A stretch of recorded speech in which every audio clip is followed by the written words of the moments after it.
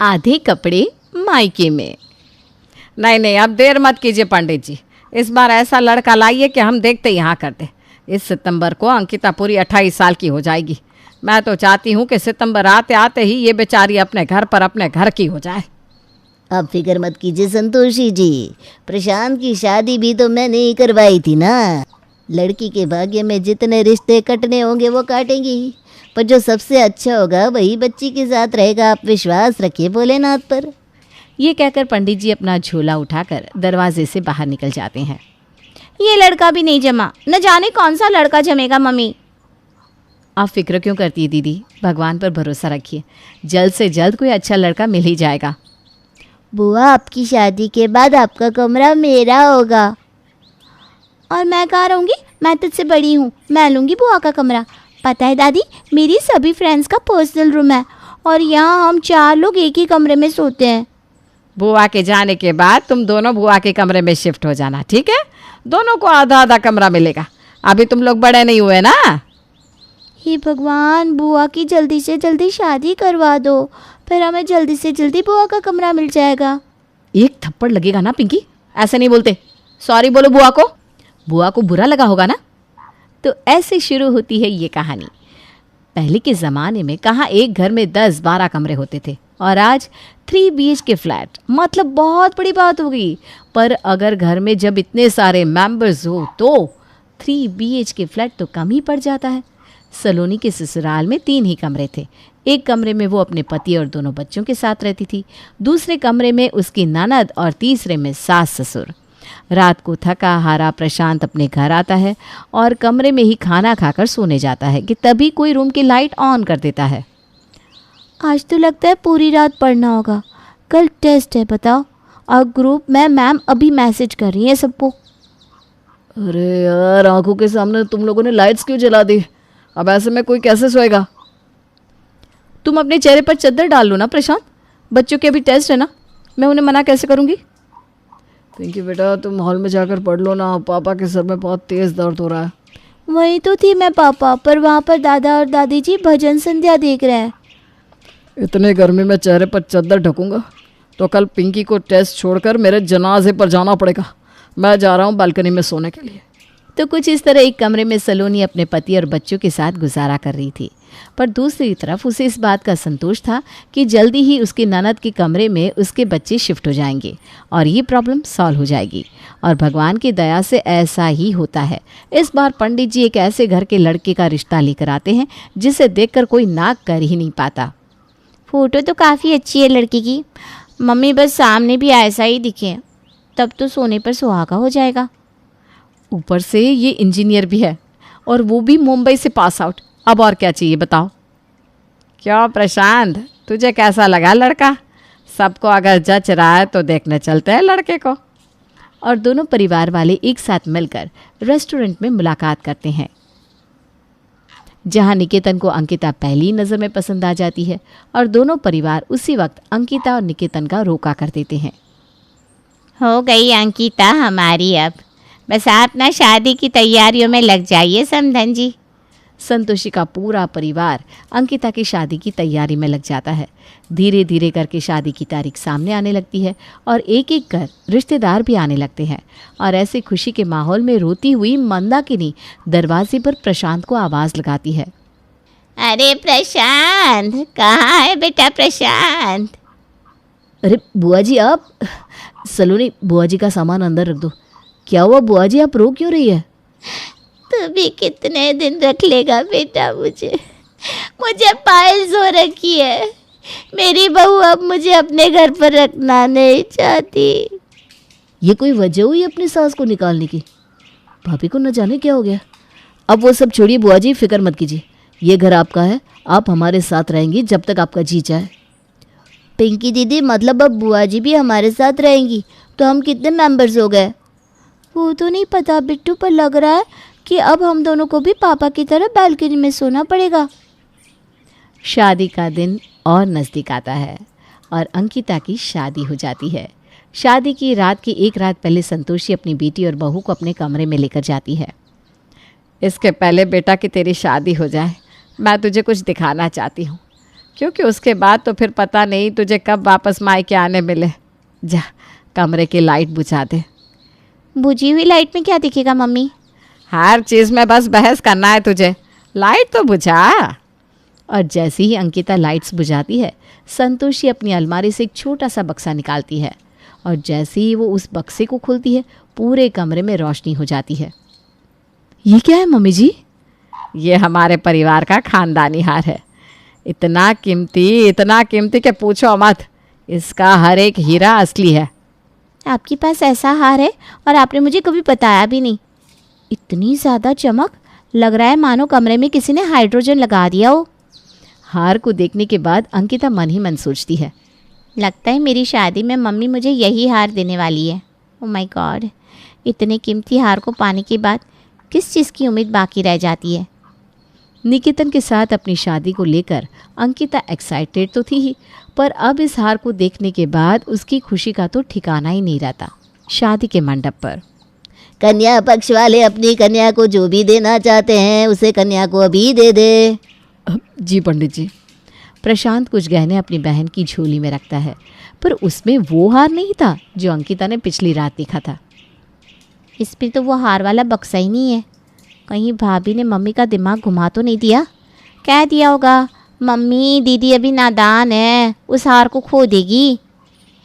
पर क्या भाभी ऐसा कह सकती है? हाँ बिल्कुल कह सकती है। इतना कीमती हार देखकर तो किसी का भी मन डोल जाए। कैसे पता लगाऊं, क्या करूं? हार पर तो नज़र रखनी होगी। आइडिया। और इसके बाद अंकिता बिल्कुल भी टेंशन नहीं लेती और पूरी शादी की रस्में अच्छी तरह हो जाती है और विदा होकर अंकिता अपने ससुराल चली जाती है। अगली सुबह टॉप के ऊपर साड़ी लपेटकर अंकिता अपने कमरे से बाहर आती है, जिसे देखते ही रमेश जी चौंक जाते हैं। मैं अंदर चलता हूँ, अंदर पेपर पढ़ लूँगा। आप मेरी चाय अंदर ही भिजवा दीजिएगा सीता जी। क्या बात हो गई जी, आप अचानक कमरे में क्यों जा रहे हैं? और तभी सीता की नज़र अपनी बहू पर पड़ती है, जो एक टॉप पर किसी तरह साड़ी लपेटकर अपने कमरे से लड़खड़ाती हुई बाहर आ रही थी। ये क्या हाल बना रखा है बहू तूने?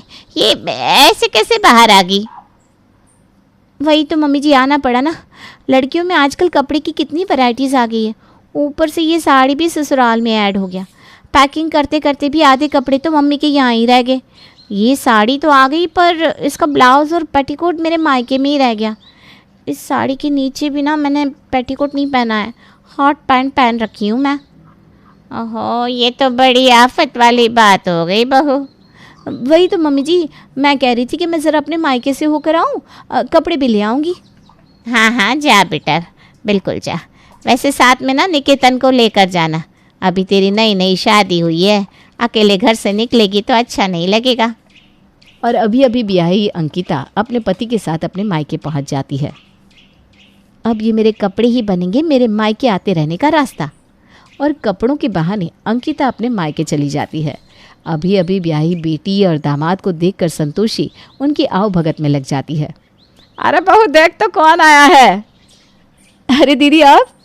सिर्फ मैं ही नहीं भाभी, साथ में ये भी आए हैं। इसलिए ज़रा मेरे कमरे से प्रेम, पिंकी और बिट्टू को उठाकर अपने कमरे में सुला दीजिए ना भाभी। ये कहाँ बैठेंगी? ले देकर 3 तो कमरे हैं हमारे घर पर। वैसे वहाँ बिट्टू और पिंकी ही नहीं, बुआ जी भी सो रही हैं। मैं अभी उन्हें अपने कमरे में शिफ्ट करवाती हूँ। सलोनी अपनी ननद के कमरे में जाती है और जाकर सभी को उठाने लगती है। सलोनी की आवाज़ सुनकर मंदाकिनी की नींद टूटती है। बारात नहीं आई क्या? बारात नहीं आई क्या? बारात भी आ गई। आपने अच्छे से रात में खाना भी खा लिया है, अब सो भी चुकी हैं बुआ जी। वो तो दीदी आई हुई हैं, दामाद जी कहाँ लेटेंगे, इसलिए आप ज़रा मेरे कमरे में शिफ्ट हो जाइए। चलो बच्चों, तुम दोनों भी चलो। अंकिता के आते ही कुछ इस तरह पिंकी, बिट्टू और मंदाकिनी को कमरे से बेघर कर दिया जाता है। कमरे में जाते ही अंकिता सबसे पहले अपने अलमारी लॉक करती है। अगर ये अलमारी इस कमरे में मेरे नाम की नहीं रही तो कल को ये कमरा भी मेरा नहीं रहेगा। अब हो गया लॉक। अब कोई चाह कर भी मेरा ये कमरा मुझसे नहीं छीन पाएगा। और कमरा रहेगा तभी तो मेरे आने जाने का रास्ता बना रहेगा, और रास्ता रहा तो हार भी रहेगा। अब बेटी शादी करके घर आई हो तो उसे फ़ौरन जाने ही कौन दे। उस रात अपने पति के साथ अंकिता अपने मायके में ही रुक जाती है और सलोनी को अपने कमरे में मंदाकिनी को भी सुलाना पड़ता है। सलोनी और प्रशांत के बीच मंदाकिनी सो जाती है। उसके सर पर सीधे एक तरफ बिट्टू सो जाता है और पैर की तरफ पिंकी। शादी में लगता है ज़्यादा ही तेल मसाला खा लिया था मैंने, अब फिर से पेट में कुछ कुछ हो रहा है। अरे प्रसाद ज़रा साइड हट, बाथरूम जाना है मुझे। टॉर्च दूँ क्या आपको? आप अकेली चली जाओगी? अरे कैसे जाऊंगी अकेले, बहू चलेगी ना मेरे साथ। अरे चल सलोनी बिटिया। आपको बोला था ना मैंने कि हल्का खाना खाना। अब देखिए ये हालत तो होनी ही थी। चलिए। कितनी मुश्किल से हम पाँचों इस बिस्तर पर लेटे थे, अब फिर से नक्शा बनाना पड़ेगा। और इसी तरह सभी की रात काली हो जाती है। अगली सुबह लगता है वो हार अभी भी मम्मी के पास ही है। भाभी के पास होता तो उनके चेहरे का नक्शा ही बदल चुका होता। अंकिता समझ जाती है कि वो बेशकीमती हार अभी भी उसकी माँ के पास सुरक्षित है और ये जानकर वो अपने पति के साथ वापस लौट जाती है। 2 दिन बाद। 2 दिन हो गए, न जाने मम्मी के दिमाग में क्या आया हो। उनके पास हार होगा तो सही ना, जाकर देखना होगा मुझे। और सुबह सुबह अंकिता अपने कमरे से सलवार और टी-शर्ट पहनकर निकलती है। अरे बहू सलवार पहनी है तो ऊपर कुर्ती डाल ले या टॉप पहन ले या नीचे जीन्स पहन ले। मम्मी जी वो दोनों तो मायके में रह गए। इतनी जल्दबाजी में शादी हुई थी कि क्या बताऊं। मैं सोच रही थी ज़रा होकर आऊं मायके। निकेतन जी को भी साथ ले जाऊंगी, आप चिंता मत कीजिए। और फिर से कपड़े का नाम लेकर अंकिता निकेतन के साथ अपने मायके पहुंच जाती है। अपनी बैग में अपना लंच बॉक्स भर रहे बिट्टू की नज़र जैसे ही अपनी बुआ पर पड़ती है उसके हाथ से टिफिन छूट जाती है। दादी माँ, फिर से रात काली होगी। अंकिता आज ये यहाँ कैसे? अरे 4 दिन पहले तो शादी हुई है। रोज़ रोज़ अगर ऐसे मायके आएगी तो समधन जी क्या सोचेंगी। अब मैं देखती हूँ दीदी। अरे भाभी जल्दी से ब्रेकफास्ट लगाओ, आई एम सो हंग्री। और हाँ, निकेतन के लिए डीप फ्राइड कुछ मत बनाना, वो ऐसा खाना नहीं पसंद करते। अंकिता अच्छी तरह नाश्ता कर लेती है और फिर अपना दिमाग लगाना शुरू करती है। अब तो मम्मी की खातिरदारी करनी पड़ेगी अच्छे से, वरना मम्मी मुझे वो हार नहीं देने वाली। तो जो मौका मिलता है मम्मी की सेवा में लगा देती हूँ। भाभी के पहले मम्मी को इम्प्रेस करके वो हार मैं लेकर रहूँगी। अंकिता फ़ौरन रसोई में जाती है और लहसुन का तेल लेकर आती है और अपनी माँ के कमरे में जाकर उनके घुटनों में लगाना शुरू कर देती है। हाय मेरी बेटी, क्यों कर रही है इतनी मेहनत? काम तो घर में तेरी भाभी करती है, मुझे तो कोई काम नहीं है। अरे कैसे दर्द होगा घुटनों में। मेरा भी तो कोई फ़र्ज़ बनता है ना मम्मी। जब से गई हूँ इस घर से आपके लिए कुछ कर ही नहीं पाती। चलिए बताइए आप क्या खाएंगी? आलू के पकौड़े मुझे पता है आपका वही मन होगा। अंकिता रसोई में जाती है जहाँ वो देखती है कि उसकी भाभी उसकी माँ के लिए कढ़ी चावल बना रही है। मम्मी को इम्प्रेस करने की कितनी भी कोशिश कर लो भाभी, पर मैं होने नहीं दूंगी। ओहो भाभी, आप इस कढ़ी चावल के पीछे क्यों मेहनत कर रही हो? मम्मी ने तो मुझे आज साफ साफ कह दिया है कि खाना खाऊंगी तो तेरे हाथ का, वरना मैं तो भूखी रहने वाली हूँ। ये कढ़ी चावल ना आप जाकर बुआ जी को दे दो, वही खा लेंगी। ऐसे भी उनको पाइल्स की शिकायत है, जितना हल्का खाना खाएंगी उतना अच्छा है। यह अंकिता अपनी माँ के लिए आलू के पकोड़े बनाना शुरू कर देती है। वहीं सलोनी कढ़ी चावल लेकर मंदाकिनी के पास जाती है जहाँ वो देखती है कि मंदाकिनी दर्द से परेशान है। अगर कुछ खाया नहीं तो दवाई भी नहीं ले पाऊंगी, पर ये हाथ तक उठने को तैयार नहीं हो रहा। बहू, ये उम्र का तकाजा। एक उम्र के बाद ना खुद का शरीर भी बोझ लगने लगता है। बुढ़ापे में बेटे बहू का हाथ ही सास ससुर का हाथ बन जाना चाहिए बुआ जी। मैं हूँ ना, मैं खिलाती हूँ आपको खाना। सलोनी बिना किसी चीज़ की उम्मीद के दिन रात अपनी बुआ जी की सेवा करती रहती और आखिरकार मंदाकिनी का पाइल्स बिना ऑपरेशन के ठीक होने लगता है। रात के 3 बजे। प्रशांत बेटा, मुझे सुसु आई है, ले चलना। बेटा उठ गया क्या? मैंने तेरी नींद खराब कर दी, माफ़ करना। अरे नहीं नहीं, नींद क्या ख़राब होगी बुआ जी, रोज़ इस टाइम पर आप मुझे उठाती हो, अब मुझे आदत हो गई है। चलिए। अंकिता हार के लालच में अपने मायके से विदा होने के बाद भी अपना कमरा नहीं छोड़ती, जिस कारण मंदाकिनी को सलोनी के परिवार के साथ सलोनी के कमरे में ही सोना पड़ता है। इसी तरह दिन बीतते जाते हैं और एक रोज़ अंकिता डायरेक्टली अपनी माँ से उस हार के बारे में पूछ लेती है। याद है मम्मी आपके पास जो वो हार था? अरे वही जो आपने मुझे रात को दिखाया था, जो अंधेरे में भी चमकता है। ज़रूर दादी ने उसे आपको दिया होगा, और आप तो वो हमें ही देगी, मेरा मतलब जिसको भी आपको देना हो उसे। अरे संतोषी बेटा, मेरी ऐसी किस्मत कहाँ, वो हार मेरा थोड़ी ना है, मेरा रहता तो मैं कब का तुझे दे चुकी होती। हाँ तो वो हार तो सुनार का होगा, आपका कैसे होगा मम्मी? हे भगवान, इसकी बुद्धि को घुटनों से निकाल कर इसके दिमाग में डाल दे। अरे पगली, वो मेरा नहीं है, वो तेरी बुआ जी का है। संतोषी ये कह रही होती है कि तभी हॉल से मंदाकिनी की आवाज़ आनी शुरू होती है। मंदाकिनी की आवाज़ सुनकर सभी हॉल में आते हैं और देखते हैं कि मंदाकिनी के बेटे और बहू उसे लेने आए हैं। क्यों लेने आए हो? नहीं जाना मुझे तुम दोनों के साथ। मेरी बीमारी में तुम दोनों ने मुझे घर से निकाल दिया था। आज तुम दोनों के बच्चे नहीं पाले जा रहे तो मुझे लेने आ गए। शांत हो जाइए बुआ जी, शांत हो जाइए, क्यों टेंशन ले रही हैं आप? माफ़ कर दीजिए आप अपने बेटे बहू को दीदी, गलती हो गई उनसे, ये भी तो बच्चे ही हैं। आज जब उनके खुद के बच्चों पर आई तो उन्हें आपकी कदर समझ में आई। सभी मिलकर मंदाकिनी को उसके बेटे और बहू को माफ़ करने के लिए मना लेते हैं। संतोषी, वो हार तो लाना जो मैंने तुझे दिया था। संतोषी अपने कमरे से वो हार लेकर आती है।